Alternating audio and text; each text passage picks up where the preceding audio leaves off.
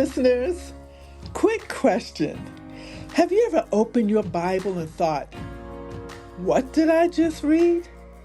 Maybe you saw strange beasts, horns on heads, numbers that repeat, and thought, okay, what's going on here? You're not alone. Welcome to apocalyptic literature. It's one of the most misunderstood genres in the Bible. And today, we're going to break it down simply and clearly. Well, welcome everyone. I'm your host, Jackie Adewale, and this is the Bible Basics Podcast, where weekly we break down the basics of the Bible into understandable, bite-sized chunks. This episode is a bonus to help us prepare for part 2 of our Daniel series, because starting in chapter 7, the book takes a sharp turn out of the royal courts and into wild visions. So, what exactly is apocalyptic literature? Well, the word apocalypse might make you think of disaster movies, the end of the world, or zombies. But in the Bible, apocalypse simply means revelation, an unveiling of things not normally seen. And that's where the book of Revelation gets its name. So, contrary to how it sounds, it's not about hiding things or creating confusion.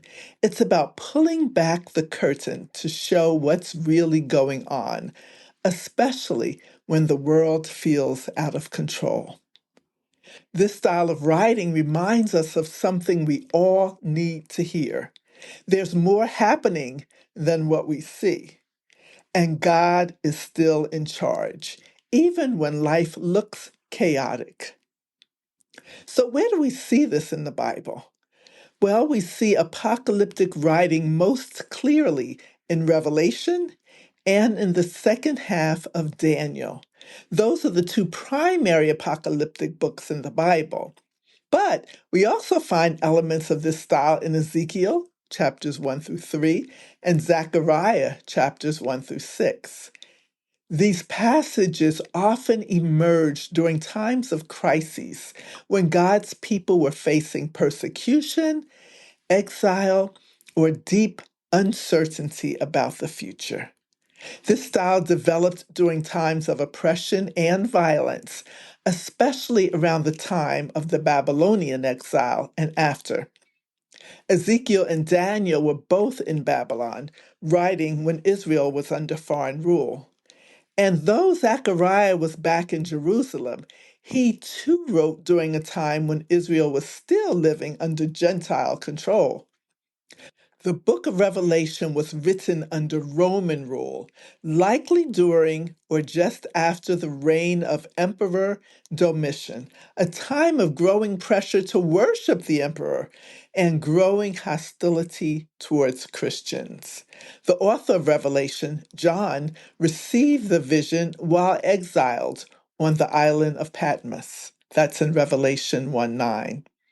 So, this literature spoke directly to people's pain and fear.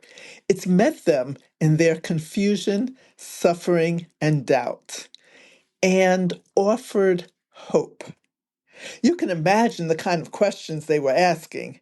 Where is God in all of this? Has he forgotten us? Will justice ever come?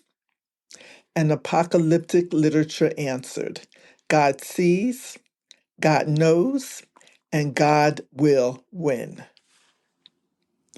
So, what makes apocalyptic literature so unique?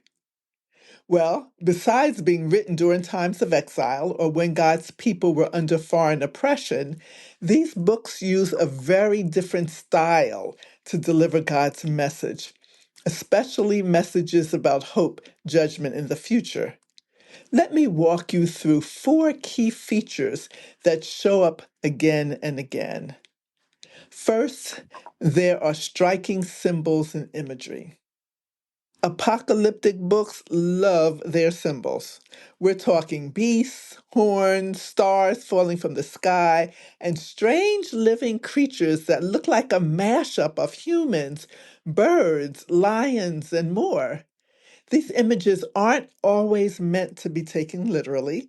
They often stand in for kingdoms, rulers, or deeper spiritual truths. These images aren't always meant to be taken literally.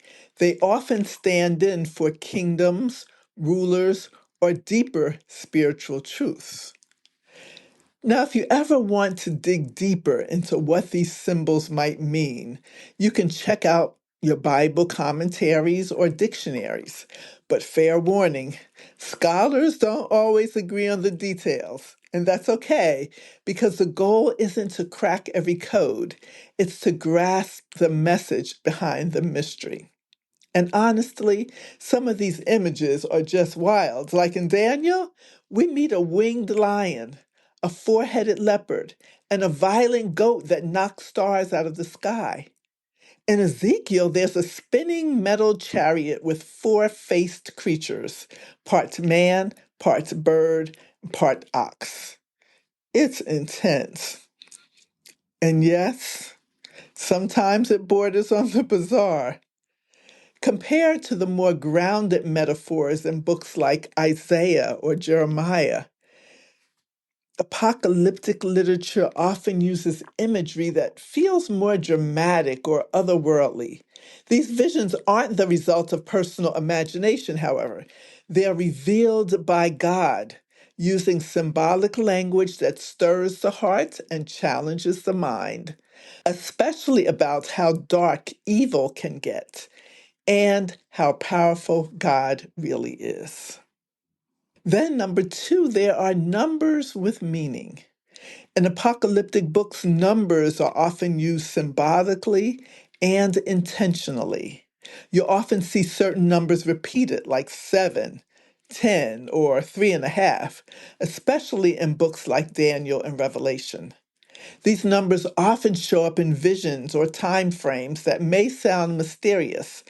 Time, times, and half a time, or 70 weeks, or 1,290 days. These time references aren't always meant to be read as literal calendar dates.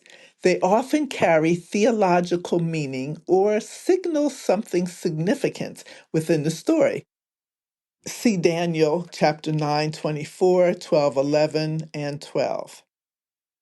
As New Testament scholar Grant R. Osborne explains in the hermeneutical spiral, apocalyptic symbols, including numbers, are not there to give us a schedule.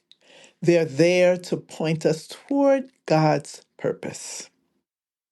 Another major theme, visions of heaven. Apocalyptic writers are often taken into the spiritual realm, either shown a throne room scene or a cosmic battle behind the scenes. These glimpses into heaven remind us what we see on earth is not the whole story. Even when the world looks like it's falling apart, God is still seated on the throne. And often an angel shows up to help interpret the vision because these messages are too big and too layered for us to figure out on our own. See Daniel 8, 18 through 26. And we're just like Daniel, who needed help understanding what he saw. And we see that in chapter 8, verse 27, and chapter 12, verse 8. Then there are messages about God's future victory.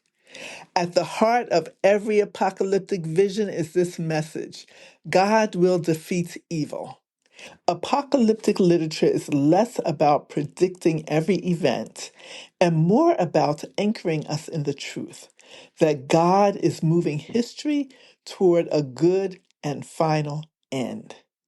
Or, as one writer joked, we all know that a sentence that goes like this: the stars will fall from heaven, the sun will cease from shining, and the moon will drip blood. It's not going to end with, and the rest of the country will be partly cloudy with scattered showers. No, exactly. It's a dramatic, powerful language, and it's meant to wake us up to what God is really doing. So, what does all this mean for us today? Well, apocalyptic literature speaks into chaos and pushes back with comfort, encouragement, and hope. It reminds us that evil has a limit and God's kingdom will outlast every empire. In our next episode, we'll step into the second half of Daniel, where things get intense. There are, as I mentioned, beasts, horns, a ram, a goat. It's a wild ride. But now that you know the style, you won't be caught off guard. Apocalyptic writing isn't about decoding every detail, it's about seeing the big picture. God revealing his purposes, pulling back the curtain, and saying, "Trust me, I've got this." This is for people like us, people who need to remember God reigns, evil won't last, and the faithful are not forgotten. Join me in the next episode as we explore the dramatic, hopeful, and sometimes puzzling second half of Daniel. Thanks for listening to the Bible Basics podcast. And if this helped you understand the Bible a little more, share it with a friend who's just getting started too. Until next time, keep reading, keep seeking, and keep growing in your faith.